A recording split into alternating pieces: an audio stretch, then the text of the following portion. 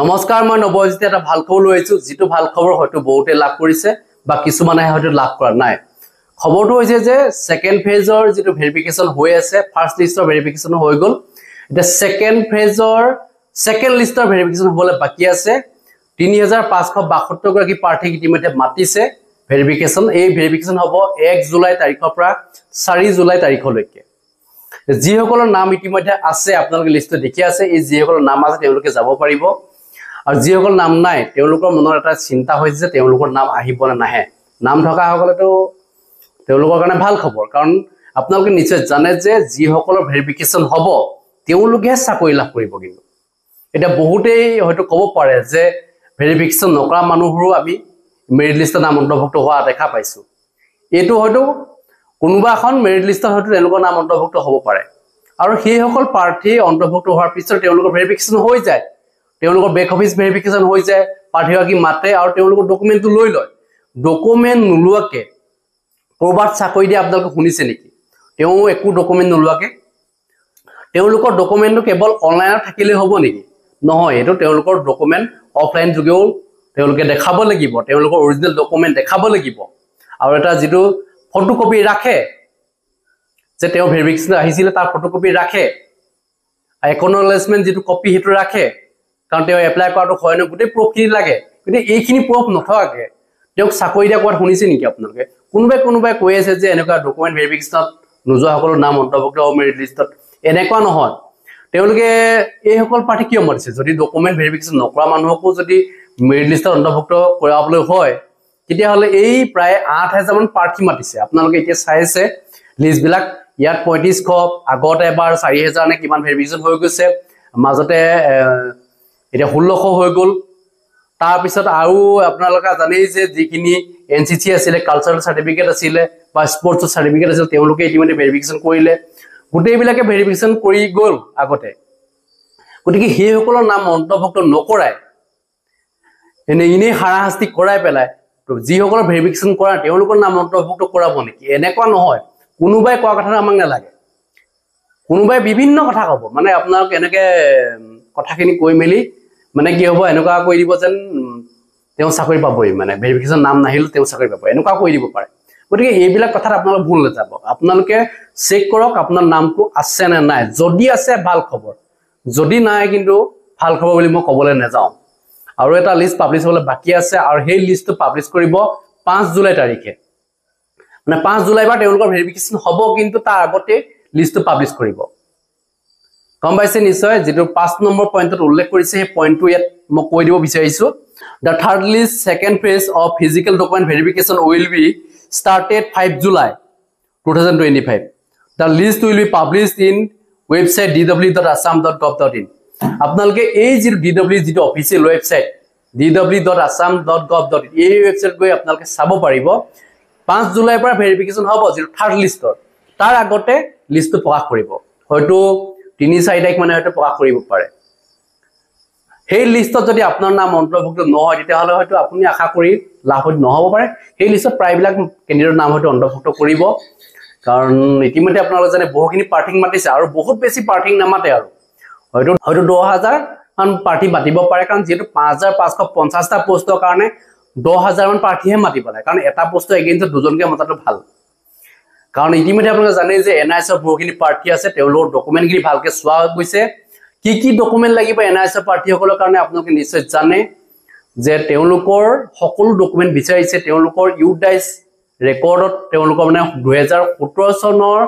10 আগষ্টৰ পূৰ্বে তেওঁলোকৰ ইউডাইস ৰেকৰ্ডত তেওঁলোকৰ নাম অন্তৰ্ভুক্ত হৈ আছে নাই হেতু চেক কৰিছে মেইন পইণ্ট হেতু আৰু হেতু শিক্ষামন্ত্ৰী মহোদয় কৈছে সেই শিক্ষামন্ত্ৰী মহোদয়ৰ মন্তব্যটো শুনাম আপোনাৰ শিক্ষামন্ত্ৰী মহোদয় কি কৈছে যে তেওঁ 9-10তে তেওঁলোকৰ ইউডাইস ৰেকৰ্ডত নাম থাকিব লাগে তেওঁলোকৰ আছে নে নাই কিন্তু হেতু ধৰা নাই ধৰিছে কেতিয়াৰ পৰা 2017 চনৰ 10 আগষ্টৰ পূৰ্বে তেওঁলোকৰ নাম অন্তৰ্ভুক্ত হৈ আছে নাই ইউডাইসত চাব ইউডাইস নাম্বাৰটো লাগিবই বহুতৰ ইউডাইস নাই তেওঁ এনআইএছৰ বহু প্ৰাৰ্থী ইউডাইস নাই মানে তেওঁলোকে এনআইএছৰ ফালৰ পৰা প্ৰভাইড কৰা যেটো ইউডাইস হেতু ব্যৱহাৰ কৰিছিল তেওঁলোকে কোড শিক্ষকতা কৰিলে কি কথা এইবিলাক কোনো ৰেকৰ্ড নাই তেওঁলোকে যিখন বিদ্যালয় শিক্ষকতা কৰিছিল হয়তো সেইখন বিদ্যালয় তেওঁলোকে ইউডাইস দিয়া নাছিলে সেইখনো এতিয়া দিব নোৱাৰিব কাৰণ তেওঁ ডকুমেণ্টত যিটো ইউডাইচ নাম্বাৰ আছে সেই নাম্বাৰৰ লগত বিদ্যালয়খন মিলিব লাগিব একেটা ইউডাইচ হয় নহয় চাব যদি বেলেগ ইউডাইচ হয় তেতিয়াতো কেনসেল কৰিব গটে বহুখিনি কথা আহি পৰিলে এটোটা আৰু লগতে এপইন্টমেন্ট লেটাৰ লাগিব কাৰণ in service teacher appointment letter থাকিব লাগিব আৰু লগতে সালাৰি ৰিসিপ্ট থাকিব লাগিব হেখিনি বিচাৰিছে আৰু ৰেজিষ্টাৰ যেটো তেওঁ যে তাত শিক্ষকতা কৰি আছে তাৰ ৰেজিষ্টাৰ ৰেকৰ্ড এটেন্ডেন্স দি থকা যেটো ৰেজিষ্টাৰ ৰেকৰ্ড হেখিনি গুটেইখিনি লাগিব তেওঁ যে তাত শিক্ষাদান কৰি আছে কেতিয়া পৰা কৰি আছে সকলো ৰেকৰ্ড বিচাৰিছে হেখিনিটো ফটোকপি তেওঁলোকে দিব লাগিব আৰু সেই যিখিনি ডকুমেন্ট খিনি কোনে সিগনেচাৰ কৰিব লাগিব হেড অফ দা ইনস্টিটিউশন মানে হেডমাস্টাৰে সিগনেচাৰ কৰিব লাগিব আৰু হেডমাস্টাৰ সিগনেচাৰ কৰে নে নকৰে আৰু যদি হেডমাস্টাৰে যে এই ফেক ডকুমেন্টৰ ওপৰত যদি সিগনেচাৰ কৰে যদি প্ৰুফ হৈ যায় এনেকুৱা কিন্তু হেডমাস্টাৰ কিন্তু জেললৈ যাব লগা হ'ব পাৰে কাৰণ ইতিমধ্যে আপোনালোকে জানে যে ভুৱা ডকুমেন্টৰ ক্ষেত্ৰত কিন্তু চৰকাৰখনে একচন লয় এতিয়াই নহয় ইন ভৱিষ্যতলৈ লৈ থাকিব আৰু মই কৈ আছো যে ফেক ডকুমেন্টৰ ক্ষেত্ৰত চৰকাৰখনে যাতে ভালকে চোৱা চিতা কৰে মই শিক্ষা বিভাগলৈ অনুৰোধ থাকিলে যে ডকুমেন্ট খিনি ভাল ধৰণে পৰীক্ষা কৰে কাৰণ তেওঁলোকে হয়তো সাৰ্টিফিকেট এনেকুৱা ধৰণৰ আছে কিছুমান কেন্দ্ৰ যিনি বনাই দিব যিবিলাকে এতিয়া এনআইএছ ডিলিট কৰিছে তেওঁলোকে এতিয়া ডকুমেন্ট বিচাৰি হাবাধুৰি খাই পৰিছে স্কুলে ঘুৰি ফুৰিছে আমি হেখিনি খবৰ ইতিমধ্যে লাভ কৰিছো গতিকে হিসকল পাৰ্টিৰ ক্ষেত্ৰত মই জনাব বিচাৰিছো যে আপোনালোকে এতিয়া ডকুমেন্ট বনাবলৈ চেষ্টা নকৰিব যে মই এইটো ডকুমেন্ট নাই স্কুলৰ পৰা মই লৈ আহিম এতিয়া লিখাই মেলি এনেকুৱা কাম নকৰিব যদি আপুনি কৰিবলৈ গৈছে তেতিয়াহলে কিন্তু বিপদত পৰিব পাৰে কাৰণ এই কাৰণে পৰিব পাৰে কাৰণ ডকুমেন্ট খিনি যেটো ভাল ধৰণে চোৱাচিতা কৰা যাব ইউডাইচ ৰেকৰ্ডত আপোনাৰ নাম তেতিয়া আছিল নাই আৰু যদি আপুনি বৰ্তমানৰ কথা কিনি যদি তক এতিয়া কোনবাই মানে যিখিনি তেওঁলোকে সাবমিট কৰিব সাৰ্টিফিকেট মানে তেওঁ যে 2017 চনৰ 10 আগষ্ট পূৰ্বে যে তেওঁ শিক্ষকতা কৰি আছিল যিখন তেওঁ সাৰ্টিফিকেট দিব লাগে মানে স্কুলৰ ফালৰ পৰা এখন সাৰ্টিফিকেট লাগিব হেখনো বিচাৰিছে হেডমাস্টাৰে লিখি দিব লাগিব কিন্তু এইখিনি লগত তেওঁ শিক্ষাদান কৰি থকা ইউডাইচ ৰেকৰ্ডত আছে নাই এইখিনি চাব যদি নাই তেওঁ সাৰ্টিফিকেট লৈ আহিলে ধক তাপা ইউডাইচ ৰেকৰ্ড তেওঁ নামেই নাই এটা হেখন নহব তেনেকে ধৰণে এটো ভুৱাতে পৰি যাব ন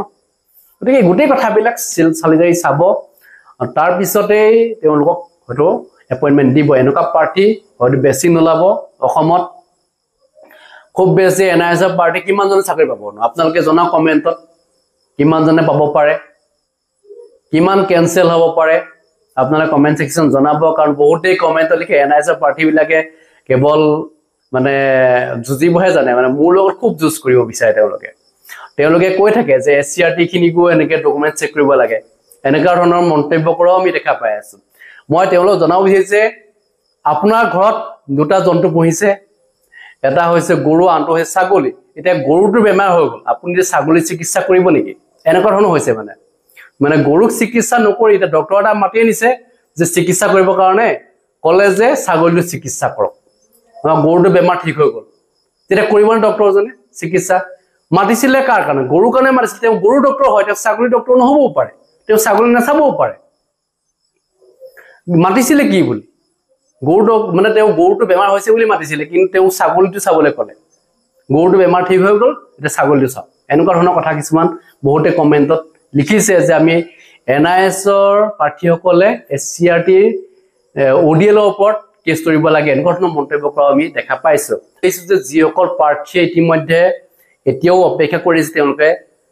থাৰ্ড লিষ্টৰ কাৰণ তেওঁলোকৰ নাম যদি অন্তৰ্ভুক্ত হোৱা নাই তেওঁলোকে চিন্তা কৰিব নালাগে অলপ নম্বৰৰ কাৰণে আপোনালোক হয়তো থাকি যাব পাৰে গতি হেসকল প্ৰাৰ্থীৰ নাম ইতিমধ্যে থাৰ্ড লিষ্টত আহিবও পাৰে যদি আহি যায় ভাল কথা যদি নাহে আপোনালোকে তো আৰু ভাল খবৰ বুলি ক'ব নোৱাৰিব কাৰণ কেলে প্ৰায়বিলাক প্ৰাৰ্থী ইতিমধ্যে ভেৰিফিকেশ্যন হৈ গৈছে বহুত প্ৰাৰ্থী নাই গতিকে আৰু হয়তো কেন্দ্ৰত বেছি নিবিচাৰিব প্ৰায় 2-3 হাজাৰ মান হয়তো বিচাৰিব পাৰে তাৰ পিছত হয়তো বিচাৰিব বুলি মই আশা নকৰো কাৰণ প্ৰায় 10,000 প্ৰাৰ্থী ইতিমধ্যে ভেৰিফিকেশ্যন হৈ গৈছে বুলি আমি জানিব পাৰিছো কাৰণ আমি আগৰ লিজিম চাইছোৱে কালচাৰেলৰ খিনি বহুত খিনি আছিল কালচাৰেল এনসিসি এনেকে স্পৰ্টছৰ থকা বহুখিনি প্ৰাৰ্থী আছিল হেকিনটা বহুত আগতে ভেৰিফিকেশ্যন হৈ গল পিডব্লিউ বিলাকৰ হল